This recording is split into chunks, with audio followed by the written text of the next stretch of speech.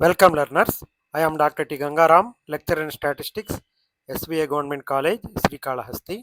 ఈ వీడియో లెక్చర్లో మనము ఈ అకౌంటెన్సీ కాన్సెప్ట్స్ 71 నుంచి 75 వరకు చూద్దాము. ఈ ఏఎస్ఓ 2022 క్వశ్చన్ పేపర్లో నుంచి. ఇందులో సేల్ ఆఫ్ ఫిక్స్డ్ అసెట్స్, ఈ rectification of errors, cost of fixed assets, depreciation, diminishing balance, single entry system, statement of affairs method, ఈ 5 కాన్సెప్ట్స్ ఉన్నాయి. ఇందులో ఒక కాన్సెప్ట్ ఆల్రెడీ మనకు రిపీట్ అయి ఉన్నది. కాబట్టి ఈ 75 క్వశ్చన్లతో మనకు ఎకనామిక్స్, కంప్యూటర్స్, అకౌంటెన్సీ 3 అయిపోతాయి. మిగిలిన 75 క్వశ్చన్లు స్టాటిస్టిక్స్ వస్తాయి అన్నమాట. అంటే ఇవి మనకు తెలియని సబ్జెక్ట్స్ కాబట్టి నేను చూసి చదవడం అనేది చేస్తున్నాను. స్టాటిస్టిక్స్ వరకు అయితే ఎక్స్ప్లెనేషన్ నీట్గా ఉంటుంది. కాకుంటే మనం ఏం చేయాలంటే కాన్సెప్టు చూసుకొని ఆ కాన్సెప్ట్లో ఎటువంటి క్వశ్చన్స్ వస్తున్నాయో చూసుకొని ఏ రకమైన క్వశ్చన్లు వచ్చేదానికి అవకాశం ఉందో మనం ప్రిపేర్ అవ్వాలన్నమాట. చాలా వరకు ఎకనామిక్స్ కాన్సెప్ట్స్లో ఎక్కువ అడిషనల్ ఇన్ఫర్మేషన్ ఇచ్చున్నాను. అకౌంటెన్సీలో కూడా ఇచ్చేదానికి ప్రయత్నం చేశాను. కాకుంటే మన దగ్గర ఉండే ఆ బుక్స్ వరకు ఇప్పటి వరకు నాకు అందుబాటులో ఉండేటివి ఆ micro economics, macro economics, accountancy, ఈ 3 బుక్స్ కూడా మనకు ఆ యాప్స్ దాంట్లో ఉన్నాయి. ఎకనామిక్స్ వరకు ఇంటర్నేషనల్ ఎకనామిక్స్ అవి మనము ప్రిపేర్ అవ్వాల్సిందే. కాబట్టి ఇప్పుడు ఈ 71 చూద్దాము. ఇక్కడ loss on sale of an old car used for business is. మనం వ్యాపారం కోసం ఏదో ఒక కారు కొన్నాము, పాత కారు, దాన్ని అమ్మేశాం. మనం కారు కొన్నప్పుడు దాని ధర అమ్మినప్పుడు తక్కువ ఉంటుంది కదా. ఒక 5 లక్షలు కొన్నాము కార్ని. ఒక 2 ఏళ్ళు 3 ఏళ్ళు వాడుకున్న తర్వాత ఇనిషియల్గా డిప్రిషియేషన్ అనేది ఎక్కువ ఉంటుంది. ఇప్పుడు కారు ధర 5 లక్షలు అనుకోండి, 10% డిప్రిషియేషన్ వేసుకుంటే మొదటి సంవత్సరము 50,000 వస్తుంది డిప్రిషియేషన్. అదే 10% 4,50,000లో 10% వేసుకుంటే 45,000 అనమాట. అంటే 50,000 డిప్రిషియేషన్ నుంచి 45,000కి తగ్గింది. అంటే 5,000 తగ్గింది కదా, ఇంకొక సంవత్సరం తగ్గే లోపల. అలాగా ఇనిషియల్గా డిప్రిషియేషన్ అనేది ఏ మిషన్ మీద అయినా కూడా ఎక్కువగా ఉంటుంది. కాబట్టి మనం అమ్మేటప్పుడు ఖచ్చితంగా మనం కొన్న ధర కన్నా తక్కువకే అమ్ముతాము. ఆ లాస్ వచ్చిందని ఏ అకౌంట్లో రాయాలి అని అడిగారు. Debited to profit and loss అకౌంట్కి రాయాలి. దీని గురించి క్లీన్గా కాన్సెప్ట్ మనం అర్థం చేసుకుందాము. మనము ఏదైనా ఒక ఆస్తిని అమ్మినప్పుడు ఆ లావాదేవీ వల్ల వచ్చే లాభ నష్టాలను మనం లెక్క కట్టాలి. దీన్నే అసెట్ సేల్ అడ్జస్ట్మెంట్స్ అంటారు. ఇది మనకు ఏదైనా వస్తువుని, మిషన్ని కానీ కారుని కానీ కొంటే అది అసెట్ అవుతుంది. ప్రతి ఏటా దాని విలువ తగ్గుతా వస్తుంది. దాన్ని డిప్రిషియేషన్ అంటారు. కొన్ని సంవత్సరాల తర్వాత కారు నమ్మినప్పుడు మనం కారు కొన్నప్పుడున్న బుక్ వాల్యూ దాని వచ్చిన తర్వాత అమ్మకు ధర మధ్య తేడానే లాభం లేదా నష్టం అంటారు అనమాట. ఒక్కోసారి ఏదైనా ఒక ఎక్కువ ధరకు కూడా అమ్మచ్చేమో, కానీ జనరల్గా తక్కువ ధరకే అది పోతుంది. ఇది మన సంస్థ యొక్క ప్రాఫిట్ అండ్ లాస్ మీద ఎలా ప్రభావం చూపుతుంది. మనం అమ్మిన ధర బుక్ వాల్యూ కన్నా ఎక్కువైతే అది అదర్ ఇన్కమ్ కింద దాన్ని ప్రాఫిట్ అండ్ లాస్ అకౌంట్లో కనిపిస్తుంది. ఎందుకు, మనం కొనిన దానికన్నా ఎక్కువ కమ్మినాం కాబట్టి ఖచ్చితంగా అది మన ఆదాయంగానే చూపించవచ్చు. అదే ఇది లాభం అనమాట. నష్టం ఎప్పుడు జరుగుతుంది, మనం అమ్మిన ధర బుక్ వాల్యూ కన్నా కూడా తక్కువైందంటే దాన్ని నష్టం అంటారు. దాన్ని ఖర్చుగా చూపిస్తాం అనమాట. ఇక్కడ నష్టంగా చూపిస్తాము, ఇంకొకటి లాభంగా చూపిస్తాం. ఇప్పుడు మనం కారుని 10 లక్షలు కొన్నాము. 3 ఏళ్ల తర్వాత దాని విలువ డిప్రిషియేషన్ పోగా మన లెక్కల ప్రకారం 4 లక్షలు ఉంది. 4 లక్షలు 6 లక్షలు తగ్గిపోయిందండి. ఇప్పుడు పరిస్థితి ఏంది, ఇది ఒక పరిస్థితి ఏమంటే అమ్మకపు ధర 5 లక్షలు అయింది అనుకోండి. డిప్రిషియేషన్ ప్రకారం మనకు 4 లక్షలు అది. ఇప్పుడు అమ్మకపు ధర 5 లక్షలు అయింది అనుకోండి. 5 లక్షలు మైనస్ 4 లక్షలు ఈజ్ ఈక్వల్ టు ప్లస్ 1 లక్ష, లాభం 1 లక్ష అవుతుంది. అదే 3 లక్షలకు అమ్మామనుకోండి కార్ని, 3 లక్షలు మైనస్ దాని డిప్రిషియేషన్ ప్రకారం దాని ధర 4 లక్షలు, 1 లక్ష మైనస్ వచ్చేసింది, నష్టం వచ్చేసింది. దాన్ని రైట్ ఆఫ్ అంటారు. ఇప్పుడు దీన్ని ఎట్లా మనం నమోదు చేయాలంటే క్యాషు, బ్యాంక్ అకౌంట్, అమ్మకం ద్వారా వచ్చిన డబ్బు డెబిట్ చేయాలి. అక్యుములేటెడ్ డిప్రిషియేషన్ ఇప్పటి వరకు జరిగిన తరుగుదల డెబిట్ చేయాలి. Loss on sale of asset account, నష్టం వస్తే అది కూడా ఇక్కడ చూపించి దాన్ని డెబిట్ చేయాలి. మనం టు అసెట్, కారు కొన్న అసలు ధరని క్రెడిట్లో చూపించాలన్నమాట. ఈ రకంగా ఎంట్రీ చేయాలి. ఇప్పుడు ఇక్కడ పరిస్థితి బిలో మిగిలిన రూ. 1000 లక్ష రూపాయలనే ఈ రెసిడ్యువల్ రైట్ ఆఫ్ అంటారు. అంటే కారు విలువ ఆశించిన దానికంటే తక్కువ పోవడం వలన ఏర్పడిన నష్టము. దీన్ని ఆ సంవత్సరపు ఆ ప్రాఫిట్ అండ్ లాస్ స్టేట్మెంట్లో ఖర్చుగా చూపించాలన్నమాట. అంటే దాని ధర 4 లక్షలు, మనం 3 లక్షలకు అమ్మేసాము, 1 లక్ష నష్టం వచ్చింది. కాబట్టి దాన్ని మనం లాస్లో ప్రాఫిట్ అండ్ లాస్లో స్టేట్మెంట్లో ఖర్చుగా దాన్ని రాయాలన్నమాట. అంటే ఆస్తిని అమ్మే ముందు ఆ తేదీ వరకు ఉండాల్సిన ఈ డిప్రిషియేషన్ ఖచ్చితంగా లెక్కించాలి. ఒకవేళ ఈ డిప్రిషియేషన్ 4 లక్షలు అనుకోండి, నేను కూడా కన్ఫ్యూషన్ ఏంది ఇది 5 లక్షలు అట్టనేసి 10 లక్షలకు కొన్నాము, 3 ఏళ్ళ తర్వాత దాని డిప్రిషియేషన్ పోగా 4 లక్షలు మనమే లెక్కేసుకున్నాం అనమాట. ఇప్పుడు ఈ డిప్రిషియేషన్ కానీ ఖచ్చితంగా లెక్క వేయకపోతే మనకు వచ్చే లాభ నష్టాలు కూడా తక్కువగా చూపిస్తాయి. ఈ రైట్ ఆఫ్ మీద మన పన్ను చెల్లింపును కూడా ప్రభావితం చేస్తాయి. మనకు వచ్చిన ఆదాయం మీద పన్ను చెల్లింపులు చేయాలి కదా, దాని మీద అనమాట. అంటే దీన్ని క్రమ పద్ధతిలో రికార్డ్ చేయడం అవసరం అనమాట. ఇప్పుడు car used in business is a fixed asset. Profit and loss on sale is transfer to profit and loss account. Loss is equal to book value minus book value greater than sale value. కొన్న ధర అమ్మిన దానికన్నా ఎక్కువ ఉన్నింది అనుకోండి, అది loss చూపిస్తుంది. Loss is equal to book value minus selling value. కాబట్టి మనం దీన్ని లాస్ని ప్రాఫిట్ అండ్ లాస్ అకౌంట్లో డిఆర్గా చూపించాలన్నమాట, డెబిట్గా. ఓల్డ్ కారు సోల్డ్, లాస్ వచ్చింది, ఈ అకౌంట్లో చూపించాలి, ప్రాఫిట్ అండ్ లాస్ అకౌంట్. కాబట్టి అదే ఆన్సర్. ఇప్పుడు మిగతావన్నీ కూడా ఇక్కడేమి credited to done only when there is a profit వచ్చినప్పుడు మనం క్రెడిటెడ్గా చూపిస్తాం. Debited to car account wrong, asset account is closed. Car అమ్మేసాం కాబట్టి ఇంకా అసెట్టే లేదు. డెబిటెడ్ టు ట్రేడింగ్ అకౌంట్ అని ఇంకొక ఆప్షన్ ఇచ్చారు. Fixed assets are unrelated to trading అనేది అది వేరేదనమాట. ఇప్పుడు correct option loss is transfer to profit and loss account అనేది 4వ ఆప్షన్ కరెక్ట్ అనమాట. నెక్స్ట్ 72వ క్వశ్చన్, ఇది రెక్టిఫికేషన్ ఆఫ్ ఎర్రర్స్. మనము ఏదైనా బై మిస్టేక్ బుక్స్లో రాంగ్ ఎంట్రీ వేసినప్పుడు వాటిని ఎలా రెక్టిఫికేషన్ చేయాలి అనే దాని కాన్సెప్ట్ ఇక్కడ మనకు 2 రకాలైన ట్రాన్సాక్షన్స్ ఇచ్చారు. A purchase of goods from Ram account to 1500 has been wrongly passed through the sales book. ఇది సేల్స్ బుక్లో ఎంటర్ అయిపోయింది. ఎక్కడ చూపించాల్సింది అది పర్చేజెస్ బుక్లో చూపించాల్సింది సేల్స్ బుక్లో ఎంటర్ అయిపోయింది. కాబట్టి మనము అది పర్చేజెస్లో 1500 చూపించాలి, సేల్స్లో 1500 డిఆర్, ఇక్కడ డిఆర్ చూపించాలి. 2 కలిపితే 3000 డబల్గా చూపిస్తుంది అది. అలాగే ఇది కూడా a credit of sale of goods to 1200 to Ramesh has been wrongly passed through purchase book. ఇది సేల్స్లో ఉండాల్సింది. కాబట్టి ఇక్కడ Ramesh account DR 2400, to purchases 1200, to sales 1200. ఇది కరెక్ట్ ఆప్షన్. మిగతావన్నీ రాంగ్ ఆప్షన్స్ ఉన్నాయి. దీని గురించి డీటెయిల్గా చూద్దాము. కొంత ఎక్కువగానే ఉంది ఇది. ఇక్కడ సబ్సిడరీ బుక్స్ అయిన సేల్స్ బుక్ మరియు పర్చేజ్ బుక్లో పొరపాటున తప్పుడు ఎంట్రీలు నమోదు చేసినప్పుడు మనం వాటిని counter journal entries, rectification entries ద్వారా ఎట్లా రాయాలో మనం ఇక్కడ చూద్దాము. ఏదైనా తప్పు జరిగినప్పుడు వైట్నర్ పెట్టకూడదు, అదేవిధంగా కొట్టేయడం అనేది జరగకూడదు. తప్పుడు ఎంట్రీ ప్రభావాన్ని శూన్యం చేయడానికి, అండూ చేయడానికి దానికి ఆపోజిట్గా ఇంకొక ఎంట్రీ రాయాలి, దానికి కౌంటర్ ఎంట్రీ అంటారు అనమాట. ఇక్కడ కామన్ మిస్టేక్స్ ఏమంటే ఇక్కడ అమౌంట్ ఎర్రర్, అమౌంట్ తప్పుగా రాసేస్తాం. 5000 ఇచ్చామనుకోండి, 50,000 కానీ లేదా 500 కానీ రాసామనుకోండి, అది తప్పు ఎంట్రీ. అది బుక్ అకౌంట్ ఎర్రర్లో పుస్తకంలో తప్పు, సేల్స్ బుక్లో రాయాల్సింది పర్చేజ్ బుక్లో రాసామనుకోండి, ఒక వ్యక్తి ఏ ఖాతాకు బదులు బి ఖాతాకు రాయడము ఇలా జరుగుతుంది అనమాట. ఇక్కడ ఆపోజిట్గానే రాయొచ్చు, బుక్ సేల్స్ బుక్ నుంచి పర్చేజ్ బుక్, లేదా ఒకరికి రాయాల్సింది ఇంకొకరికి రాయొచ్చు. దాన్ని కరెక్ట్ సరిదిద్దడానికి ఒక ప్రిన్సిపల్ ఉంది. ఇప్పుడు మనం రాంగ్ ఎంట్రీ ఏం జరిగింది, మనం రివర్స్ చేయడానికి ఏం ఎంట్రీ చేయాలి, నిజంగా ఉండాల్సిన కరెక్ట్ ఎంట్రీ ఏంది అనేది ఆ 3 మనం అండూ చేసేదానికి ఉపయోగపడతాయి. ఈ రివర్స్ ఎంట్రీని మరియు కరెక్ట్ ఎంట్రీని కలిపి ఒకే కౌంటర్ జర్నల్ ఎంట్రీగా రాస్తాం అనమాట. అందుకే మనకు అక్కడ డబుల్గా చూపించింది 1500, 1500, 3000 అని, 1200, 1200, 2400 అని. ఇప్పుడు ఇక్కడ మనం ఎగ్జాంపుల్స్తో చూద్దాము. ఇప్పుడు రామ్ అనే కస్టమర్కు 5000 క్రెడిట్ సేల్ చేశాము, కానీ పొరపాటున సేల్స్ బుక్లో 50,000 అని రాసేసాం, అంటే 45,000 ఎక్కువ రాసాం. ఇక్కడ తప్పు జరిగిన ఎంట్రీ ఏమి, Ramu account DR 50,000 to sales account 50,000. దీన్ని సరిదిద్దేదానికి ఇక్కడ సేల్స్ మరియు రాము అకౌంట్ రెండు 45,000 ఎక్కువగా ఉన్నాయి, కాబట్టి వాటిని తగ్గించడానికి రివర్స్ ఎంట్రీ రాయాలి. Account DR 45,000 to Ramu account 45,000. చూడండి డబుల్గా కనిపెడుతుంది. దీనివల్ల ఆ 45,000 ఎఫెక్ట్ క్యాన్సిల్ అయ్యి బుక్లో కరెక్ట్గా 5,000 మిగులుతుంది.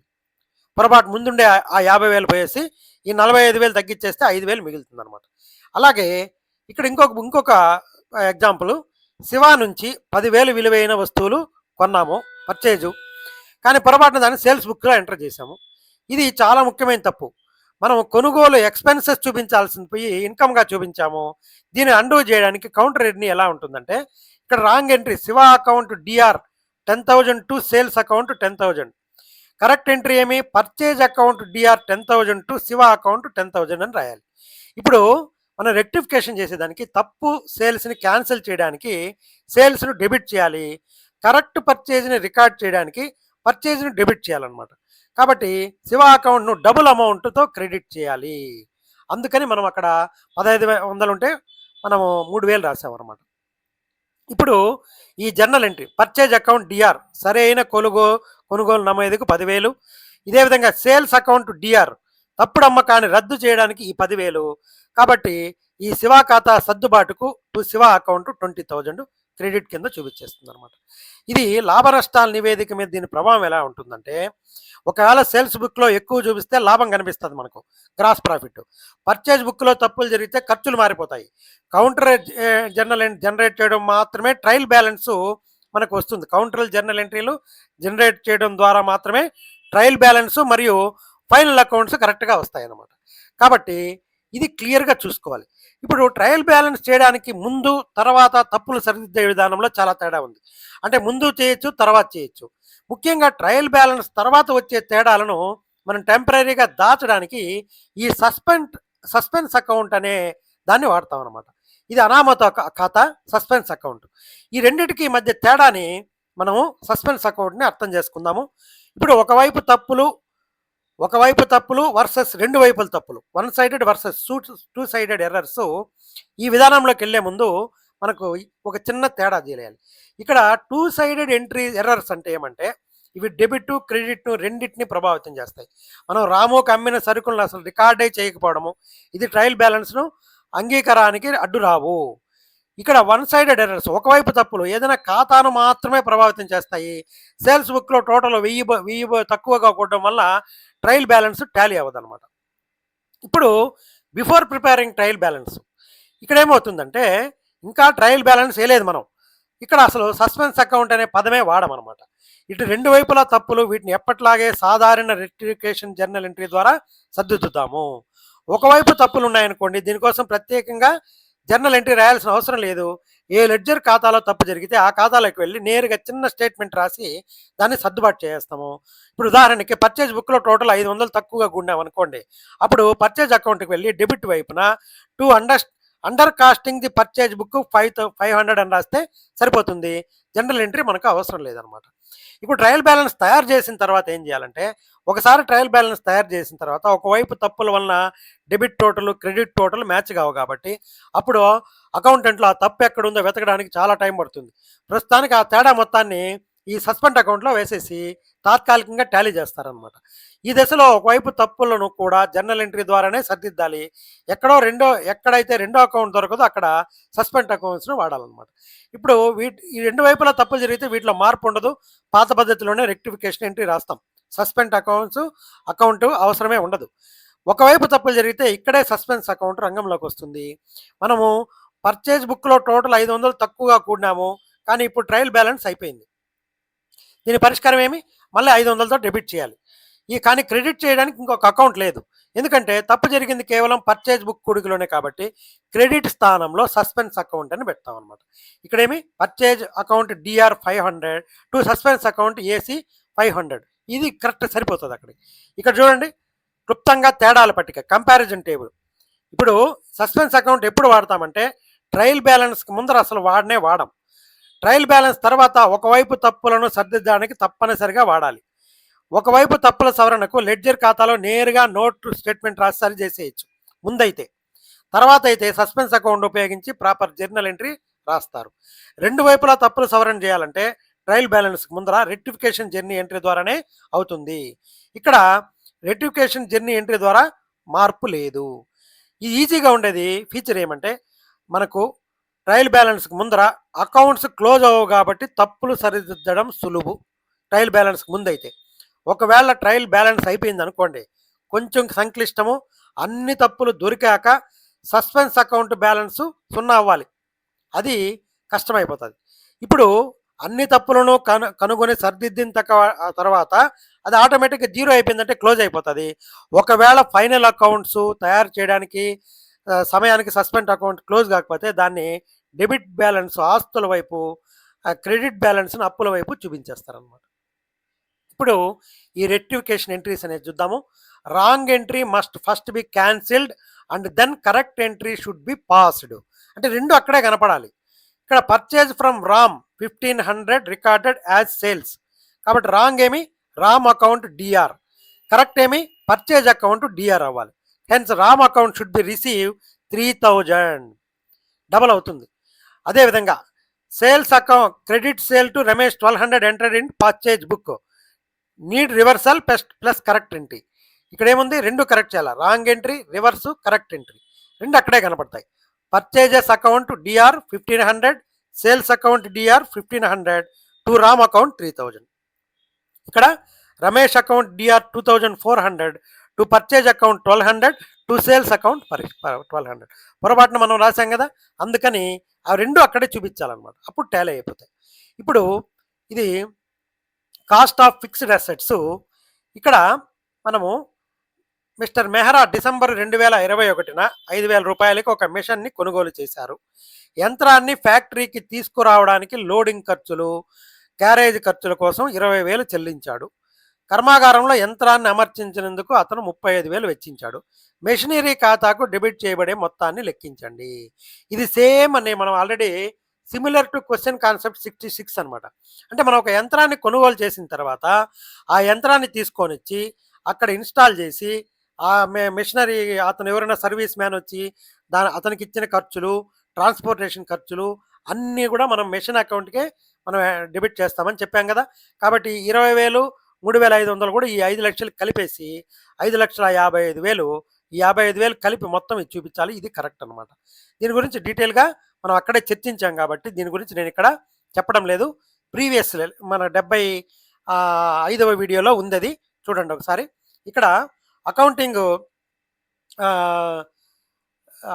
సేల్స్ ఇది అకౌంటింగ్ స్టాండర్డ్స్ 10 ప్రిన్సిపల్ ఏమంటే cost of asset includes purchase price, loading and carriage charges, installation charges.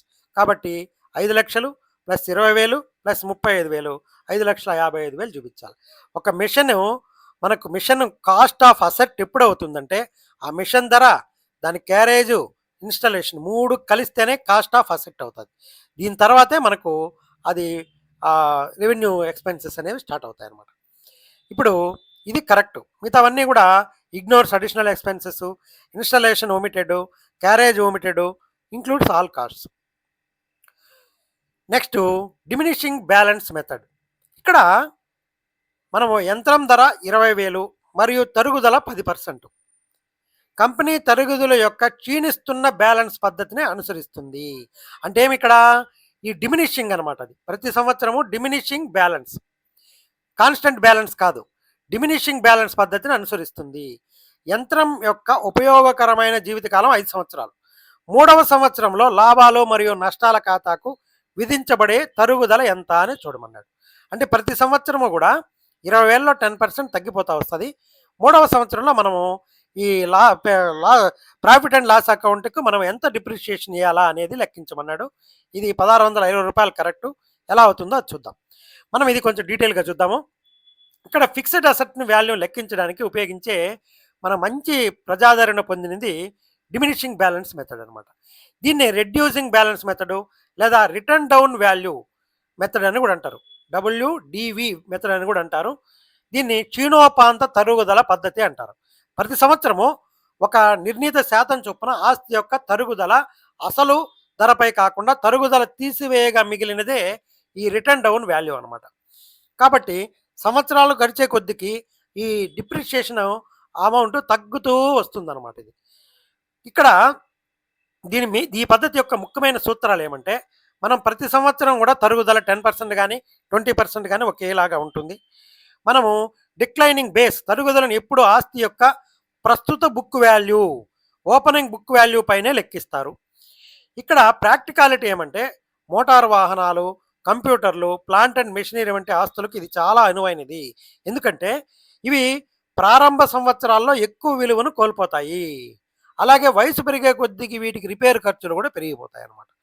ఇప్పుడు మల్టీ ఇయర్ క్యాలిక్యులేషన్ అంటే ఏమంటే మనము ఈజీగా అర్థం చేసుకునేందుకు ఒక ఎగ్జాంపుల్ చూద్దాము. ఒక వ్యాపార సంస్థ ₹1,00,000 విలువైన యంత్రాలని కొనుగోలు చేసింది. ప్రతి సంవత్సరం 20% డిప్రిషియేషన్ పద్ధతి లెక్కించాలనుకోండి. ఇక్కడ చూడండి జాగ్రత్తగా 3 ఏళ్ళకి వేసాం. ఇక్కడ ప్రారంభ విలువ ₹1,00,000, ఫస్ట్ ఇయర్ తరుగుదల 20% అంటే 20,000 తీసేయాలి. అప్పుడు సంవత్సరం ముగింపుకి ఆ క్లోజింగ్ WDV ఎంత అవుతుంది? 80,000. 20,000 తీసేస్తే మళ్ళీ రెండవ సంవత్సరానికి ఈ 80,000 వేసుకోవాలా. దాంట్లో 20% లక్ష కాకుండా 80,000కి లెక్కించాలా. ఇప్పుడు 80,000లో 20% 16,000. కాబట్టి సంవత్సరం మొత్తానికి మిగుంపు వాల్యూ ఎంత? 80,000లో నుంచి 16 తీస్తే 64,000. ఇప్పుడు మూడో సంవత్సరం దాని ప్రారంభ విలువ 64,000 వేసుకోవాలి. దాంట్లో 20% 12,800 అది వేస్తే మూడో సంవత్సరం చివరికి ఆ మిషన్ యొక్క ముగింపు విలువ 51,200 అనమాట. కాబట్టి మనము ఈ విధంగా సంవత్సరము ప్రారంభ విలువ, తరుగుదల రేటు, ఆ సంవత్సరం తరుగుదల, ముగింపు వాల్యూ ఎలా ఉంటుందంటే ఫస్ట్ ఇయర్ 20% తగ్గించేస్తే 80, సెకండ్ ఇయర్ 20% 16,000 తీసేస్తే 64, థర్డ్ ఇయర్ 12,800 తీసేస్తే 51,200. ఇలాగ సంవత్సరంకి వేసుకుంటూ రావాలి. మనకు ఆడిచ్చిన 20,000కి కూడా మనం ఈ మారికి 10% తీసుకుంటా వేసుకుంటూ రావాలి. పట్టికను గమనిస్తే తరుగుదల మొత్తం ఏడాది, మొదటి ఏడాది 20,000 ఉంది చెప్పాం, మనకు ఫస్ట్లో ఎక్కువ ఉంటుందని చెప్పాం కదా. మూడో ఏడాదికి అది 12,800 తగ్గిపోయింది. దీన్నే కాస్ట్ క్యాడింగ్ ఎఫెక్ట్ అంటారనమాట. ఈ పద్ధతి వల్ల ఉపయోగం ఏమంటే ఆస్తి కొత్తగా ఉన్నప్పుడు రిపేర్ ఖర్చులు తక్కువగా ఉండి తరుగుదల ఎక్కువగా ఉంటుంది.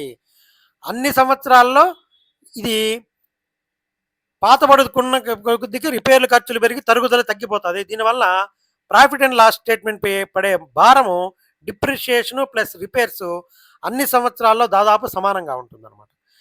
అదేవిధంగా మనకు ఇన్కమ్ ట్యాక్స్ అప్రూవల్, భారతీయ ఆదాయ పన్ను చట్టం ప్రకారము చాలా రకాల ఆస్తులకు ఈ పద్ధతినే మనం స్టాండర్డ్గా తీసుకుంటాము. మనం ఈ పద్ధతిలో ఆస్తి విలువ ఎప్పుడు కూడా సున్నా అవ్వదు, సున్నా అయ్యే ప్రసక్తే లేదు. ఏదో ఒక చిన్న నికర విలువైనా కూడా మిగిలి ఉంటుంది. ఇప్పుడు ఇక్కడ చూడండి, ఇక్కడ ఫార్ములా ఏమి? Depreciation is equal to base value into rate అనమాట. ఈ బిగినింగ్ వాల్యూ బేస్ వాల్యూ. ఇక్కడ 20,000 ఇంటూ 10% ఫస్ట్ ఇయర్కి 2,000 తగ్గించేసాం. రెండవ సంవత్సరం దాని స్టార్టింగ్లో 18,000 ఉంది, దాంట్లో 10% తీస్తే 1,800. ఇప్పుడు ఈ బేస్ వాల్యూ బిగినింగ్ వాల్యూ 16,200. మూడవ సంవత్సరము వచ్చేసరికి దీంట్లో 10%, 16,200 10% అంటే 1,620. అదే మన ఆన్సర్. 20,000 ఫస్ట్ ఇయర్ ఇంత డిప్రిషియేషన్ ఇంత తగ్గింది అని విలువ, రెండవ సంవత్సరానికి ఇంత అయింది. కాబట్టి దాంట్లో 10% అంటే డిప్రిషియేషను ఇది 1,620 రూపాయలు అనేది మన ఆన్సర్ అవుతుంది అనమాట. ఇప్పుడు దీన్ని ఇంకొక రకంగా కూడా చేయొచ్చు. మనము 1 మైనస్ ఆ డిప్రిషియేషన్ వేసుకుంటే ఇది వస్తుంది. 20,000 ఇంటూ 0.9 స్క్వేర్ వేసుకుంటే 16,200. దీనిలో 10% డైరెక్ట్గా చేసేయచ్చు. ఇది ఇక్కడ వాళ్ళ ఎలిమినేషన్ మెథడ్ ఏమంటే ఇది సెకండ్ ఇయర్ డిప్రిషియేషను, ఇది థర్డ్ ఇయర్ డిప్రిషియేషన్, ఇది కరెక్ట్, ఇది ఫోర్త్ ఇయర్ డిప్రిషియేషను, నిల్లు అయ్యేది ఇంపాసిబుల్ అనమాట. ఇప్పుడు ఇక్కడ ఫార్ములా చూద్దాము. Shortcut, rate of depreciation 10%. Before third year depreciation has been charged twice. కాబట్టి ఈ బేస్ వాల్యూ సెకండ్ ఇయర్కి 20,000 ఇంటూ 1 మైనస్ 0.1 స్క్వేర్, ఇది ఫార్ములా. ఆ 0.9 ఎందుకు వేసుకున్నామంటే ఈ ఫార్ములా ప్రకారం వేసుకున్నాం. కాబట్టి therefore depreciation in the third year is equal to 1620. మనము ఫర్ డిప్రిషియేషన్ డైరెక్ట్గా n+1th ఇయర్కి ఇది depreciation n+1 is equal to C అంటూ first capital cost 1 minus R అంటే రేట్ ఆఫ్ డిప్రిషియేషన్ బై 100, ఇది ఎన్ అంటే ఇయర్ అనమాట, ఇంటూ ఆర్ బై 100. ఈ ఫార్ములా వేసుకుంటే మనకు డైరెక్ట్గా వచ్చేస్తుంది. మనం లేదంటే మనం ప్రతి సంవత్సరం అమార్ తగ్గించుకుంటా క్యాలిక్యులేట్ చేసుకొని రావచ్చు. ఇప్పుడు 75వ క్వశ్చన్ వీడికి మిగతావన్నీ అయిపోతాయి. మన స్టాటిస్టిక్స్ 76 నుంచి స్టార్ట్ అవుతాయి. ఇప్పుడు ప్రాఫిట్ అండర్ సింగిల్ ఎంట్రీ. ఇక్కడ గరిమా సింగిల్ ఎంట్రీ సిస్టంపై పుస్తకాలను నిర్వహిస్తుంది. ఆమె ఈ సమాచారాన్ని అందించింది. ఏప్రిల్ 21 నాటికి మూలధనం 30,400. ఏప్రిల్ 22 నాటికి మూలధనం 33,800. ఏప్రిల్ 21 నుంచి మార్చి 22 వరకు డ్రా చేసిన మొత్తము 9,600 డ్రాయింగ్స్. తర్వాత 1 ఆగస్టు 21న మళ్ళా కొంత మూలధనం పెట్టాడు 4,000. ఈ వ్యవధిలో గరీమా పొందిన లాభం యొక్క లేదా నష్టాన్ని లెక్కించండి అన్నారు అనమాట. దీనికి ఫార్ములా ఉంది. ఇది 9,000 లాభము, ఫార్ములా ఉంది. వ్యాపారం పూర్తి స్థాయిలో అకౌంట్ రికార్డులు నిర్వహించినప్పుడు, క్యాష్ బుక్, పర్సనల్ అకౌంట్ మాత్రమే మెయింటైన్ చేసినప్పుడు ఇది సింగిల్ ఎంట్రీ సిస్టమ్ అంటారు. వ్యాపారంలో నికర లాభం ఎంత వచ్చిందో తెలుసుకోవడానికి ఒక ప్రత్యేకమైన పద్ధతిని ఉపయోగిస్తారు. దాన్నే క్యాపిటల్ కంపారిజన్ మెథడ్ లేదా స్టేట్మెంట్ ఆఫ్ అఫైర్స్ మెథడ్ అంటారనమాట. ఇక్కడ సొంత వాడకాలు, డ్రాయింగ్స్ మరియు అదనపు మూలధనాన్ని సర్దుబాటు చేస్తూ లాభాన్ని ఎలా కనుగొనాలో మనం అర్థం చేసుకోవచ్చు. ఇక్కడ లాభాన్ని కనుగొనేదానికి మూల సూత్రం ఏమంటే, సంవత్సరం ప్రారంభంలో ఉన్న మూలధనం కంటే ముగింపులో ఉన్న మూలధనం ఎక్కువగా ఉంటే వ్యాపారంలో లాభం వచ్చినట్టే. కానీ యజమాని మధ్యలో వ్యాపారాన్ని నుంచి సొంతంగా వాడుకున్నారనుకోండి డ్రాయింగ్స్, లేదా సొంత డబ్బును వ్యాపారంలో పెట్టాడు అనుకోండి, కాబట్టి దాని నికరైన లాభాలు లెక్కించడానికి మనం వీటన్నిటిని కూడా మూలధనానికి సర్దుబాట్లు చేయాలి. దీనికి ఫార్ములా ఏమంటే, మనం ఇక్కడ చూడండి, క్లోజింగ్ క్యాపిటల్ సంవత్సరం ముగింపు మూలధనం ఇది, మధ్యలో ప్లస్ యాడ్ చేయాలి, సంవత్సరంలో చేసిన సొంత వాడకాలు యాడ్ చేయాలి, చేసిన తర్వాత సబ్ టోటల్ ఇక్కడ వేసుకోవాలి. ఏం తగ్గించాలి? మధ్యలో తెచ్చిన అదనపు మూలధనం మైనస్ చేయాలి.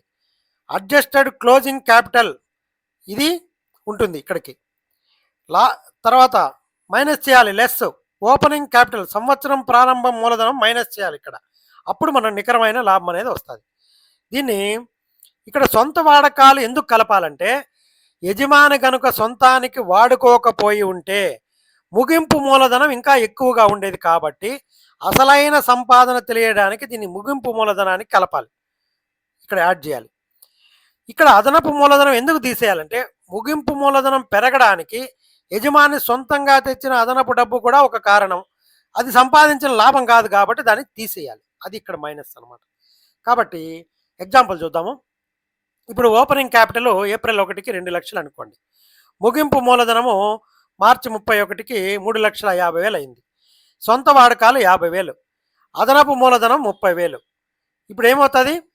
మనము క్లోజింగ్ క్యాపిటల్ ఎంత అవుతుంది? 3,50,000 కదా. సొంత వాడకాలు కలపాలి. దీనికి సొంతంగా ఎంత వాడుకున్నాడు? 50,000, 4 లక్షలు అయింది. అదనపు మూలధనం తీసేయండి, ఈ 30,000 తీసేయాలా, 3,70,000. దీన్నే అడ్జస్టెడ్ క్లోజింగ్ క్యాపిటల్ అంటారు. ఇప్పుడు దీంట్లో నుంచి మళ్ళీ ప్రారంభ మూలధనం తీసేయాలి. ఈ 3,70,000 నుంచి ప్రారంభ మూలధనం 2 లక్షలు తీసేస్తే 1,70,000. కాబట్టి అతనికి వ్యాపారంలో వచ్చిన నికరమైన లాభము 1,70,000. కాబట్టి ఈ ప్రకారంగా చేస్తే ఇది మనకి ఈమార్ వస్తుంది అనమాట. ఇక్కడ మనం గుర్తుంచుకోవాల్సింది ఏమంటే, ఒకవేళ సర్దుబాటు చేసిన తర్వాత మనము అడ్జస్టెడ్ క్లోజింగ్ క్యాపిటల్ కంటే ఓపెనింగ్ క్యాపిటల్ ఎక్కువగా ఉంటే వ్యాపారంలో నష్టం వచ్చినట్టు. సింగిల్ ఎంట్రీ విధానంలో ఈ ప్రారంభ ముగింపు మూలధనాలు నేరుగా ఇవ్వనప్పుడు వాటిని కనుక్కోవడానికి మనం ఆయా తేదీల్లో ఉన్న ఆస్తులు మరియు అప్పుల వివరాలతో స్టేట్మెంట్ ఆఫ్ అఫైర్స్ నివేదికను తయారు చేయాలి. మనము capital is equal to assets minus liabilities. లేదంటే సింగిల్ ఎంట్రీ విధానంలో మూలధనంకి ఈ క్లోజింగ్ క్యాపిటల్ చాలా అవసరం కాబట్టి ఇక్కడ capital is equal to assets minus liabilities అవుతాయి. ఇప్పుడు వేరు వేరు తేదీల్లో నివేదికలు చేసామనుకోండి, 2 డిఫరెంట్ స్టేట్మెంట్స్. ఇప్పుడు సంవత్సర ప్రారంభ తేదీన ఉన్న ఆస్తుల అప్పుల వివరాలతో దీన్ని తయారు చేయాలి, ఓపెనింగ్ క్యాపిటల్ తెలుస్తుంది. అదే క్లోజింగ్ స్టేట్మెంట్ ఆఫ్ అఫైర్స్లో ముగింపు తేదీ నాటికి ఉన్న ఆస్తుల వివరాలతో దీన్ని తయారు చేస్తారు, ఇది క్లోజింగ్ క్యాపిటల్ తెలుస్తుంది. దీనికి ఏమంటే మనము ఇక్కడ అప్పులు ఆస్తులు ఈ రకంగా తయారు చేసుకోవాలి. అప్పులు అంటే ఏమి? బ్యాంక్ ఓవర్ డ్రాఫ్ట్, సండ్రే రుణదాతలు, Sunday creditors, bills payable, out standing expenses, ఇవన్నీ కలుపుకోవాలి. ఇవి లయబిలిటీస్. క్యాపిటల్ ఇక్కడ లయబిలిటీస్. ఇక్కడ ఆస్తులు cash in hand, cash at bank, Sunday debtors, ఇక్కడ సండే క్రెడిటార్స్, ఇది సండే డెబిటార్స్.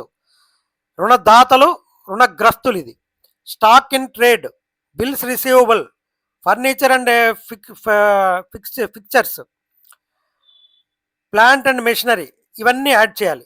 ఇప్పుడు ఈ టోటల్లో నుంచే మనకు ఈ మొత్తంలో నుంచి ఆస్తుల్లో నుంచి అప్పులు చేస్తే మిగిలిందే మన నికరమైన లాభం అవుతుంది.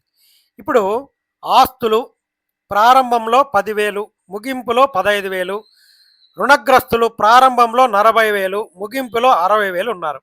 స్టాకు ప్రారంభంలో 30,000, ముగింపులో 45,000 అనుకోండి. రుణదాతలు ప్రారంభంలో 20,000, ముగింపులో 25,000 ఉంది. దీంట్లో నుంచి మనము మూలధనాలు ఎలా కనుక్కోవాలంటే, ఇక్కడ నగదు ప్లస్ రుణగ్రస్తులు ప్లస్ స్టాకు 80,000 అనమాట. మొత్తం అప్పులు రుణదాతలు 20,000, ఓపెనింగ్ క్యాపిటల్ ఆస్తులు మైనస్ అప్పులు చేస్తే 60,000. ఇక్కడ ముగింపు మూలధనం, ఇది ప్రారంభ మూలధనం. ముగింపు మూలధనం ఏమి? దీని ప్రకారము మొత్తం ఆస్తులు నగదు 15,000 ఉంది, క్యాష్ ఇన్ హ్యాండ్. రుణగ్రస్తులు 60,000, స్టాక్ 45,000 ఉంది, కాబట్టి 1,20,000. మొత్తం అప్పులు ఈజ్ ఈక్వల్ టు రుణదాతలు మైనస్ మొత్తం అప్పులు రుణదాతలు 25,000 ఉన్నాయి, కాబట్టి క్లోజింగ్ క్యాపిటల్ ఏమి? ఆస్తులు మైనస్ అప్పులు వేస్తే 95,000.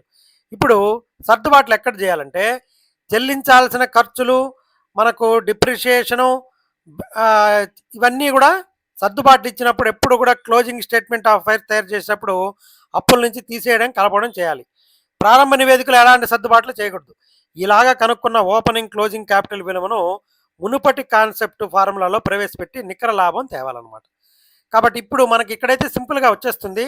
అక్కడ కాన్సెప్ట్ చాలా చూసాము. ఇక్కడ closing capital is equal to opening capital plus profit plus additional capital minus drawings. ఇది ఫార్ములా, ఇది గుర్తుపెట్టుకోండి చాలు. అవన్నీ కూడా మీకు కాన్సెప్ట్ అర్థం చేసుకునేదానికి. మనకు కావాల్సింది ఇక్కడ ప్రాఫిట్ కాబట్టి ఈ ప్రాఫిట్ ఇక్కడే పెట్టుకొని మిగతా అన్ని ఈ పక్కకు పంపించాలి. ఈ ఓపెనింగ్ క్యాపిటల్ని తీసేయాలి, అడిషనల్ క్యాపిటల్ని తీసేయాలి, డ్రాయింగ్స్ని కలపాలి. అదే కదా చేసింది ఇక్కడ. Closing capital minus opening capital plus drawings కలిపాము, క్యాపిటల్ ఇంట్రడ్యూస్. అతనికి క్లోజింగ్ క్యాపిటల్ 33,800 ఆమె దగ్గర ఉండింది. ఓపెనింగ్ క్యాపిటల్ 30,400, మధ్యలో డ్రాయింగ్స్ 3,600 తీసేశారు, మళ్ళీ 4,000 కలిపారు, కాబట్టి ప్రాఫిట్ నికరమైంది 9,000.